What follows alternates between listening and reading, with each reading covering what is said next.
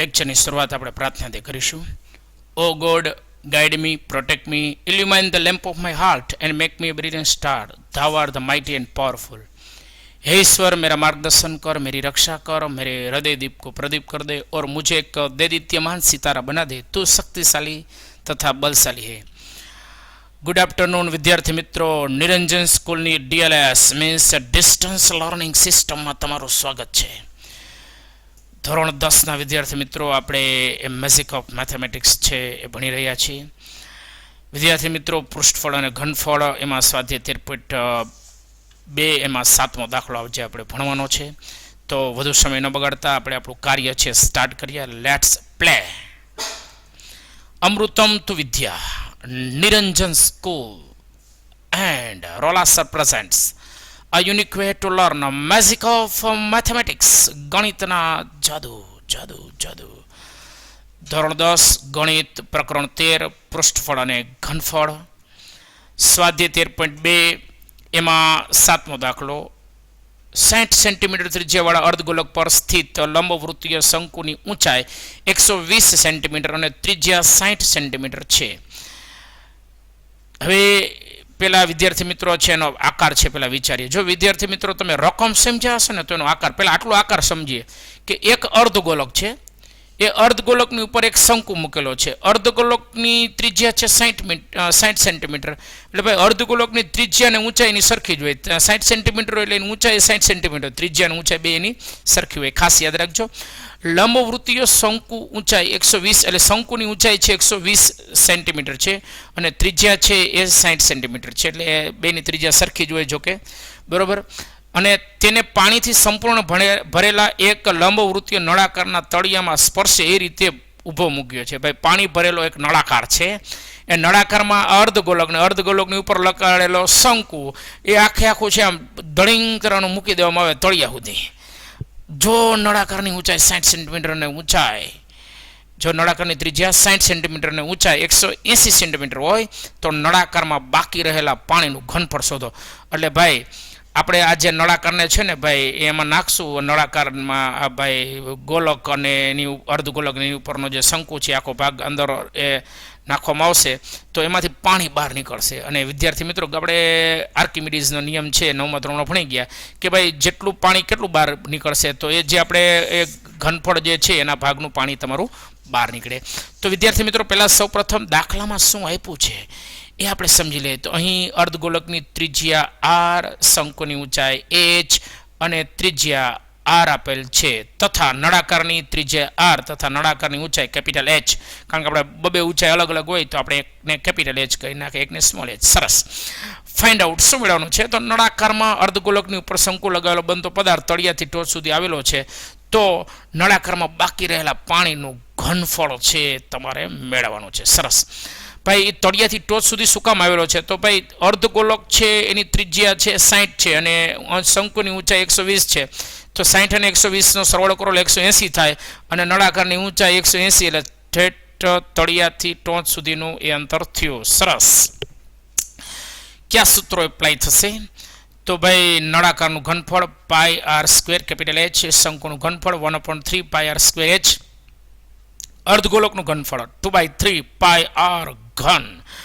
અહીં નળાકારના ઘનફળમાંથી શંકુનું ઘનફળ અને અર્ધગોલકના ઘનફળનો સરવાળો બાદ કરવાથી નળાકારમાં બાકી રહેલા પાણીનું ઘનફળ મળશે. તો વિદ્યાર્થી મિત્રો, આપણે દાખલો ગણવા માટે તૈયાર થઈ જાઓ. તો લેટ્સ સ્ટાર્ટ અવર એક્ઝામ્પલ. આપણે એનો આન્સર છે સમજીએ. સરસ મજાની આકૃતિ માય ડોટર રોલા ખુશીએ દોરેલી છે. સરસ. જો એમાં બધી વસ્તુ છે આપણે એક્સપ્લેન કરશું. વિદ્યાર્થી મિત્રો, આ જે અર્ધશંકુ ટૂંકમાં પહેલાં તો અર્ધગોલક છે. આ અર્ધગોલકની ત્રિજ્યા છે 60 સેન્ટીમીટર છે એટલે એની ઊંચાઈ 60 સેન્ટીમીટર થાય. આ r કહેવાય, અહીંથી અહીંયા સુધીનું અંતર છે r કહેવાય, બરાબરની 60 સેન્ટીમીટર જે આપણે ઉપર દર્શાવ્યું છે r બરાબર 60 સેન્ટીમીટર. સરસ. પછી અહીંથી અહીંયા સુધીનો શંકુ છે 120 સેન્ટીમીટરનો છે એટલે બેનું ઊંચાઈ છે 180 સેન્ટીમીટર થાય. અને એ તમને રકમમાં આપ્યું છે કે ભાઈ નળાકારની ટોટલ ઊંચાઈ છે 180 સેન્ટીમીટર છે અને એની ત્રિજ્યા 60 સેન્ટીમીટર છે એટલે બધાની ત્રિજ્યા સરખી હોય છે. આ પાણી ભરેલો નળાકાર છે અને નળાકારની અંદર આ આખો પદાર્થ છે એ તળિયેથી ટોચ સુધીનો આવી ગયો અને નાખતા પાણી બહાર નીકળી ગયું, એટલે બહાર નીકળી ગયું એટલે એના ઘનફળ જેટલું જ પાણી બહાર નીકળે ભાઈ. અને ઘનફળ જેટલું પાણી બહાર નીકળે એટલે બાકી રહેલો ભાગનું એ તમારું પાણી છે મેળવવું હોય તો નળાકારના ઘનફળમાંથી છે એ શંકુ અને અર્ધગોલાકના ઘનફળો છે એ તમારે બાદ કરવાનું થાય. સરસ. તો દાખલામાં શું આપ્યું છે એ આપણે સમજીએ. તો અર્ધગોલકની ત્રિજ્યા r એ 60 સેન્ટીમીટર રકમ આપી છે. પછી તમને શંકુની ઊંચાઈ h એ 120 સેન્ટીમીટર આપેલી છે. પછી છે એ તમને શંકુની ત્રિજ્યા r બરાબર 60 સેન્ટીમીટર આપેલી છે. અને પછી નળાકારની ઊંચાઈ કેપિટલ h એ નળાકારની ત્રિજ્યા r બરાબર 60 સેન્ટીમીટર છે અને નળાકારની ઊંચાઈ કેપિટલ h 180 સેન્ટીમીટર આપેલી છે. તો આ બધું આપ્યું. હવે તમારે હું આપણે મેળવવાનું છે એના વિશે એ આપણે લખી લઈએ. અહીં નળાકારમાં અર્ધગોલક તળિયેથી આવેલો છે અને તેના પર એક શંકુ મૂકેલો છે. તો નળાકારમાં બાકી રહેતા ભાગનું ઘનફળ મેળવવાનું છે ભાઈ.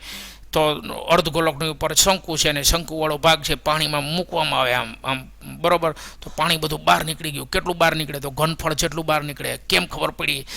તો ધોરણ 9માં આર્કિમિડીઝના નિયમ પ્રમાણે તમે સમજી ગયા કે ભાઈ કોઈ પણ પાણી રહેલું પાત્ર હોય અને એમાં જે પદાર્થ નાખવામાં આવે તો એના ઘનફળ જેટલું પાણી બહાર નીકળે. સરસ.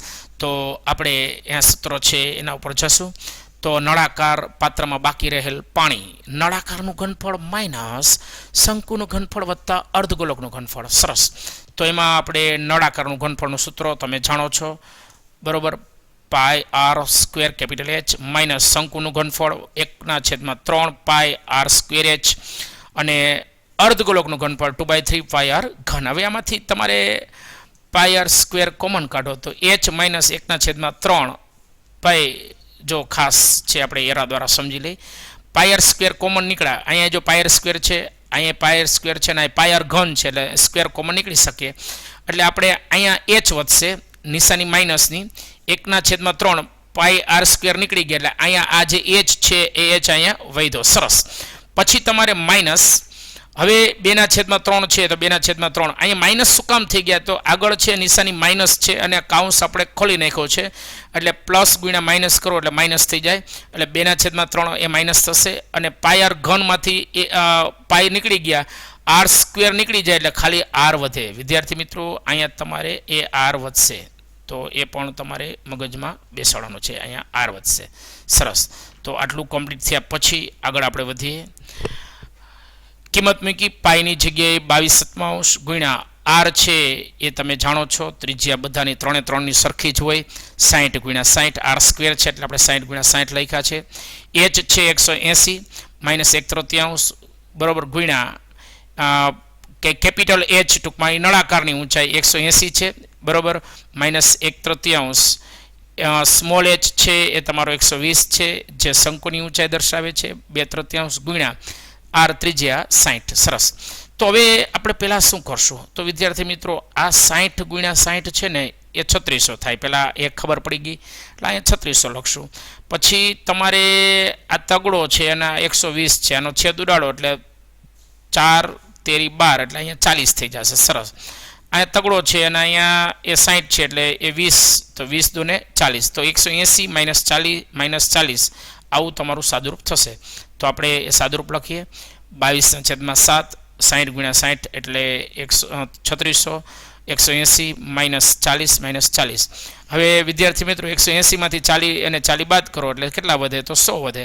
તો સાદુરૂપ છે આપણે એમ આપી શકીએ કે 27/7 3600 ગુણ્યા 100. હવે 3600 ને 100 નો ગુણાકાર કરીએ એટલે 3,60,000 સેન્ટીમીટર ઘન આ તમારો જવાબ આવ્યો. પણ આ સેન્ટીમીટર ઘન છે એને બદલે આપણે હવે એને મીટરમાં છે એ આપણે ચેન્જ કરવો હોય તો 1 મીટર ઘન બરાબર 10 લાખ સેન્ટીમીટર ઘન થાય. આ કેમ આવ્યા તમને કહો તો 1 મીટર બરાબર 100 સેન્ટીમીટર થાય. 1 મીટર બરાબર 100 સેન્ટીમીટર થાય. તો ઘન કરવો હોય તો 100 નું ઘન થાય એટલે તમારે બાકીના 4 મીંડા વધી જાય બરાબર. 100 ગુણ્યા 100 ગુણ્યા 100 એટલે 10 લાખ થાય. એટલે આપણે 10 લાખ વડે ભાગ્યા એટલે જો ભાઈ આ બધા પીળા કલરના જે છે ને ભાઈ એ બધા ઉડી ગયા એટલે વધ્યા હું 36. આ 36 ગુણ્યા 22 કરો એટલે કેટલા થાય? તો 36 ગુણ્યા 22 કરો એટલે પહેલાં તો 36 દુ 72 એટલે 720 થયા બરાબર, 36 દુ 72, બરાબર. અને પછી વળી પાછા 36 દુ 72 એટલે 720માં 72 ઉમેરો એટલે 792 અને છેદમાં 100 વધ્યા એટલે બેનો ભાગાકાર કરો એટલે 1.131 મીટર ઘન, મીટરમાં ચેન્જ થઈ ગયો આશરે આ જવાબ આવે. અને તેથી આપણે કહી શકીએ કે આમ નળાકારમાં બાકી રહેલા પાણીનું ઘનફળ 1.31 મીટર ઘન આશરે છે. દાખલો આપણે અહીંયા પૂરો કરીએ છીએ. વિદ્યાર્થી મિત્રો, ખરેખર એ ડિસ્ટન્સ લર્નિંગ સિસ્ટમમાં ભણવાની ઘણી જ મજા આવી રહી છે. વાલી અને વિદ્યાર્થીઓના રિસ્પોન્સ પણ સારા મળી રહ્યા છે કે સાહેબ ખરેખર મજા આવે છે. વિદ્યાર્થીઓ સરસ સવારમાં 4-4.5 કલાકનું કામ કરે છે, બપોર પછી 2-2.5-3 કલાક જેટલું કામ ગણિતમાં કરે છે. રોજ એક દાખલો આપણે વ્યવસ્થિત વિડીયોઝ દ્વારા માધ્યમથી આપણે સમજીએ છીએ, નાના જેવા 3ની આપણે પ્રેક્ટિસ કરીએ છીએ. અને રોજે રોજ વિદ્યાર્થીઓ મારી સાથે વોટ્સઅપમાં જોડાયેલા હોય છે, આન્સર રોંગ રાઈટ કરતા હોય છે અને ખરેખર એમાં અદ્ભુત મજા આવી રહી છે. તો વિદ્યાર્થી મિત્રો, આપણે આમાં વધારેમાં વધારે વિદ્યાર્થીઓ છે રોંગ રાઈટમાં જોડાય, કારણ કે દાખલાઓ ગણશો તો તમને ગણિત આવડશે અને ગણિતમાં તમારી માસ્ટરી આવશે. તો આપણે અહીં આપણો લેક્ચર પૂરો કરીએ છીએ. નમસ્કાર, અસ્તુ, હેવ એ નાઇસ ડે.